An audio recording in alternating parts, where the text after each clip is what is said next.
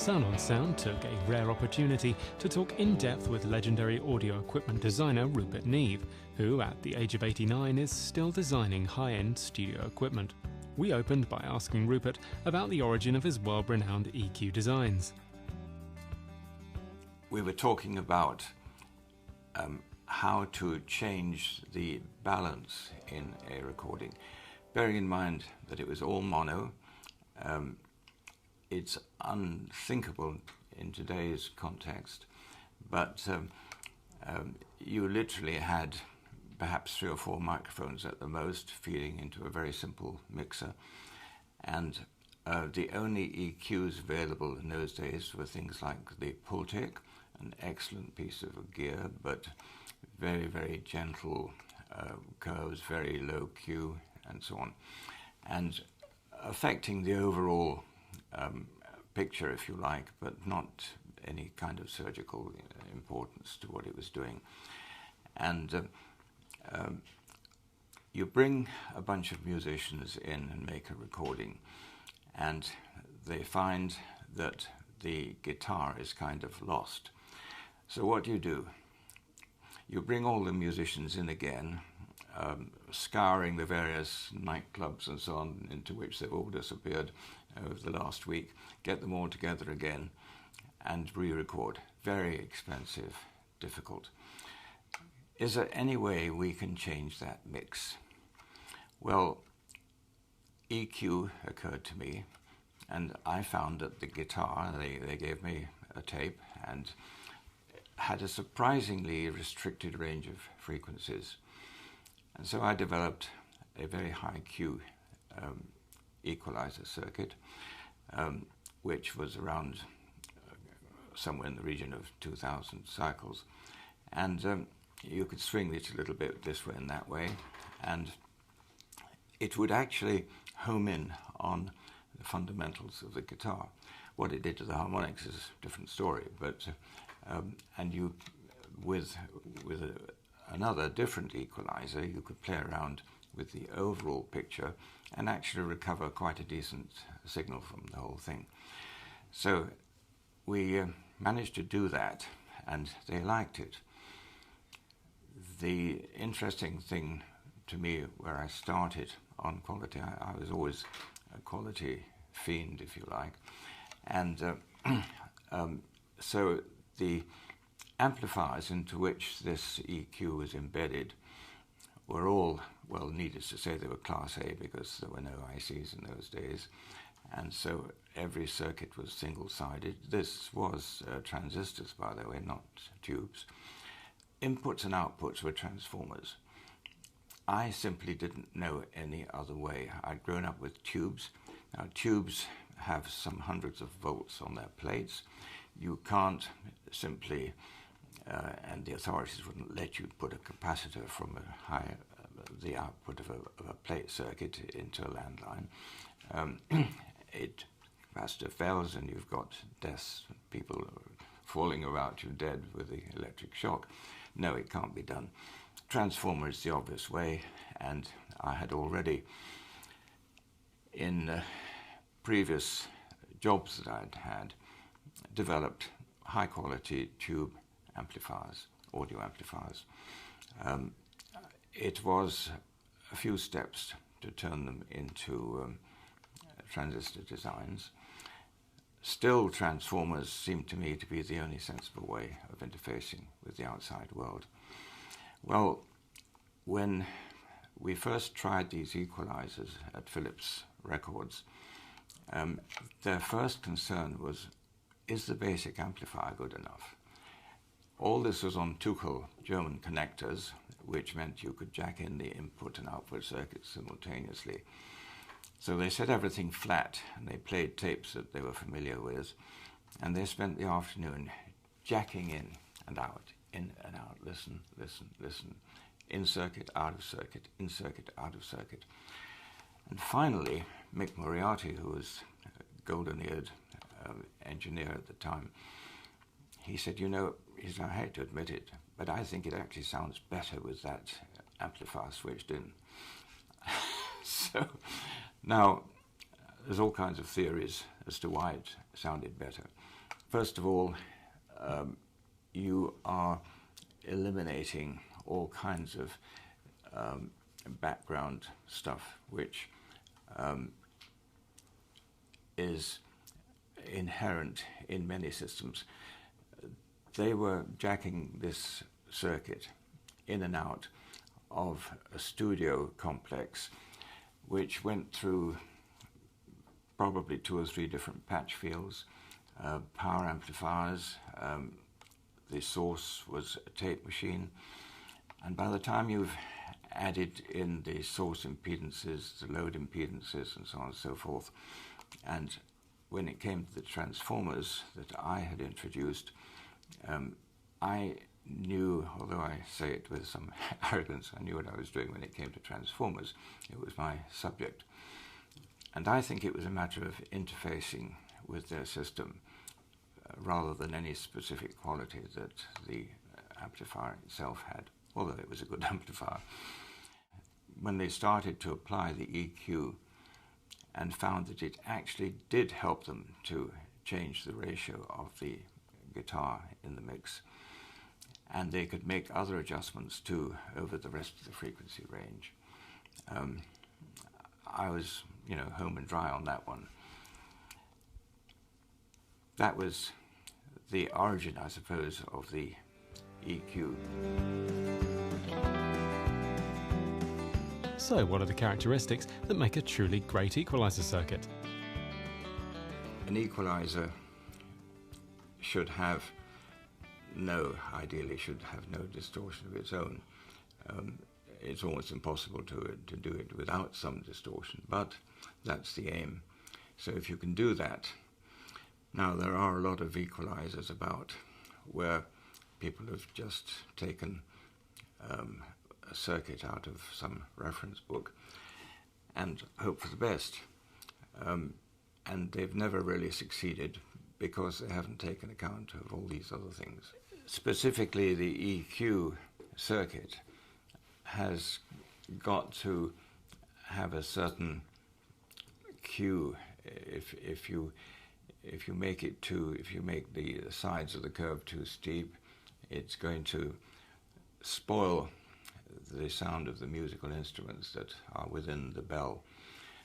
And if it's not steep enough, it's not going to be very effective. So it's a matter of judgment, of listening and listening and listening to try and achieve something that sounds acceptable, and to begin to understand what it's actually doing to the harmonics. For some reason, if you were to enhance the harmonic structure such that you've got a lot of 5th and 7th, which is an absolute sour no-no, it's not going to sound sweet, whatever the opposite of is, bitter, horrible. So it's a question of listening, understanding why it sounds the way it does, and then pursuing a particular direction to make it sound that much better, avoiding the very high order harmonics. The shelving filter, which is controllable in terms of its amplitude and its turnover frequency, you've got to have enough of the curve which is approximating or equal to about 3 dB per octave. If it's not achieving that degree of steepness, it's not an equalizer, it's a tone control, if you like. It's sort of changing the overall balance somewhat.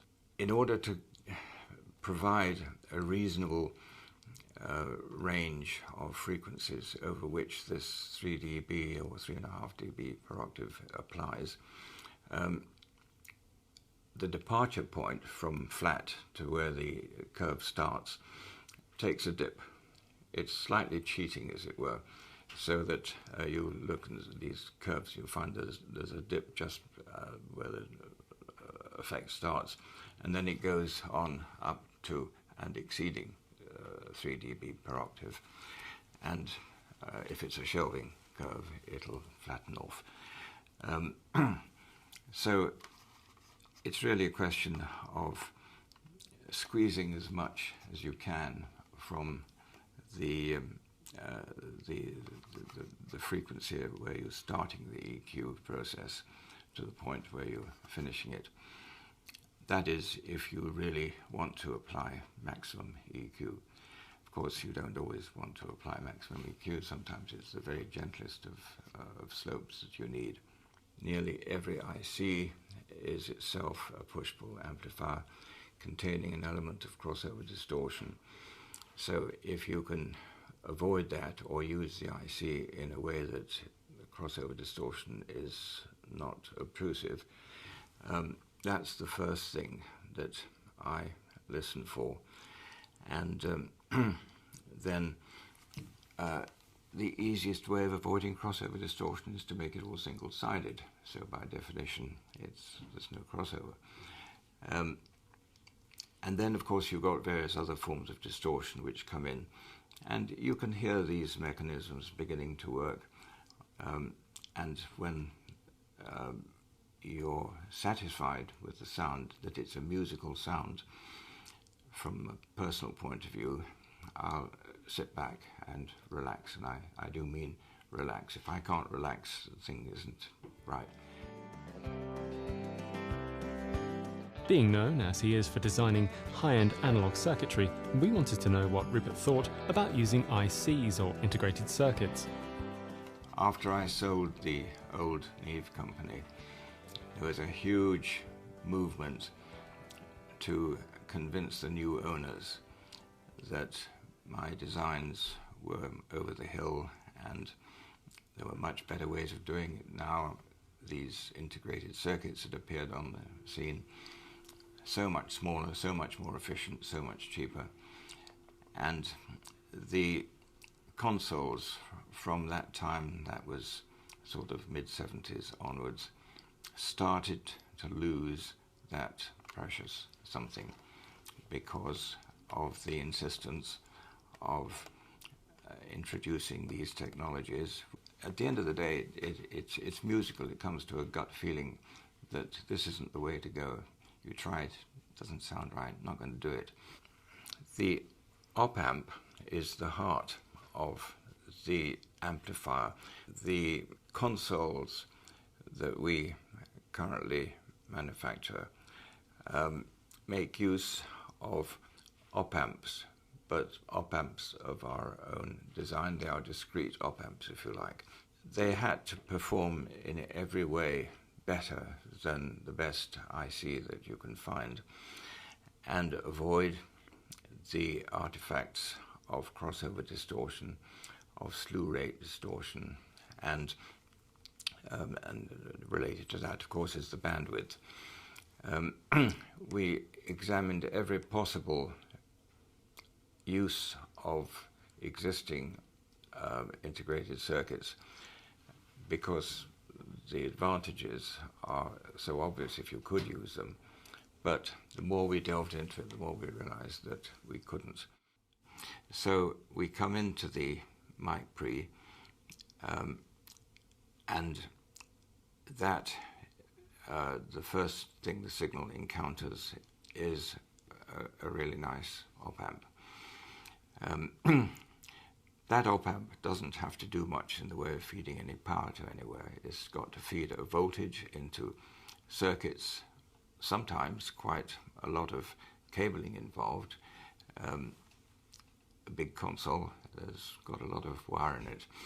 And so you route your signal in the most efficient way that you can to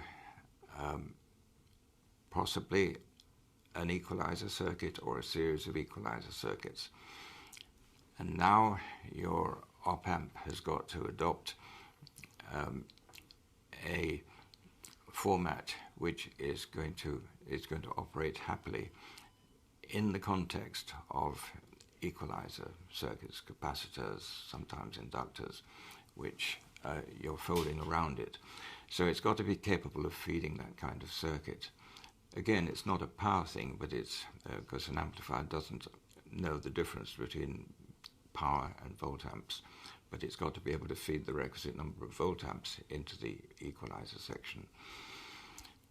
You then go into your mix bus, and again, same sort of thing. You've got to study what is it expected to do, what's it going to feed, and how many inputs is that bus going to have to deal with, and so on.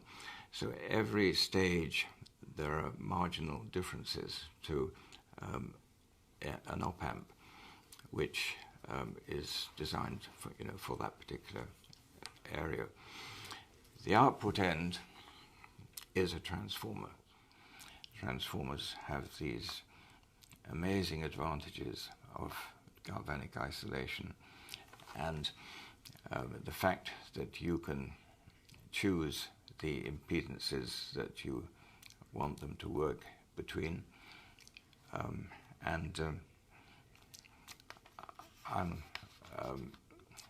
sort of almost born and bred into transformers, so I find it very difficult to be completely objective about transformers.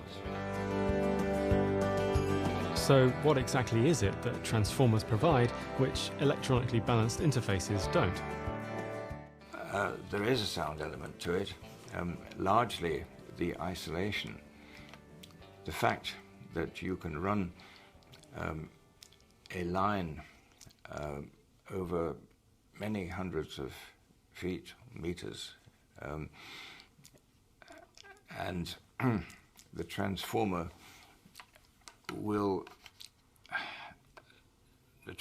has leakage inductance. Your line has capacitance, principally. It has some inductance as well. But if you put a long line, and an output transformer together, you've got a resonance. And the resonance will depend more on the length of line than anything else. So there is a limit. Now, you say, well, why use a transformer? Because the fact of a dB.5 or whatever of resonance in a long line plus transformer is a sweet and musical sound. If you use an amplifier directly without a transformer, the capacitance of that line will cause the amplifier to slew and will give you distortion of a very undesirable, it's not musical. So that is really the essence of why a transformer in most practical applications is better than a direct output from a transistor or from an IC. Of course, Rupert hasn't stopped designing new circuitry, and one of the latest additions to his products is the Silk circuit. The equalizer not only was capable of subtly changing the relationship of, say, a guitar to other instruments, which is a fairly heavy use of an equalizer, but you can play around, for the sake of trying to describe what happens, with an equalizer in a very subtle way and produce a sound which you prefer to the totally flat frequency response. Now, this is musical preferences. This is down to the actual sound engineer who will play with the sound. It's to do with the microphone, it's to do with the acoustics of the room, and quite a number of other factors. And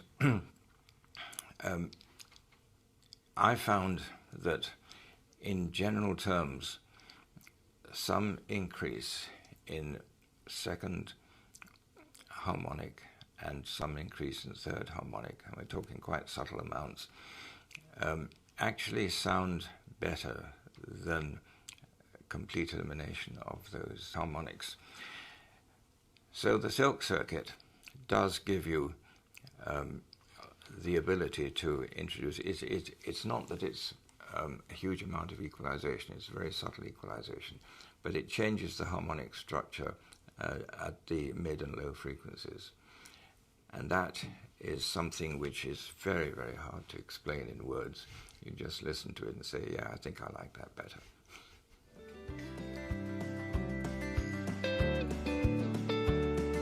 Technology has changed a lot in the time that Rupert's been designing circuitry. How does he feel about digital modelling, for example? So everything has become much more compact. Everything is much more efficient. Components are smaller, better quality for the most part, more reliable. And you can do things today which would have been very difficult to do 30 years ago. We've been working with a certain company that has produced some really excellent models, and it is very hard indeed to tell one from the other. If I were to throw a shadow of a doubt on something that they have done and saying, I don't think this is quite, 3 months later they've corrected it and brought back another one to listen to. Yeah, that's been dealt with. It gets better and better. I think that the other thing to bear in mind is that, like all digital things, it depends upon the resolution standards to which you're working. And if you're working to a sufficiently high sampling rate, it can be very good indeed. And certainly the one that we're working with is astonishingly good.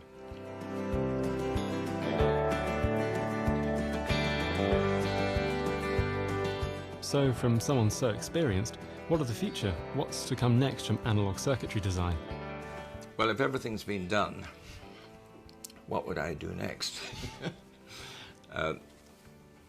No, I don't think everything has been done.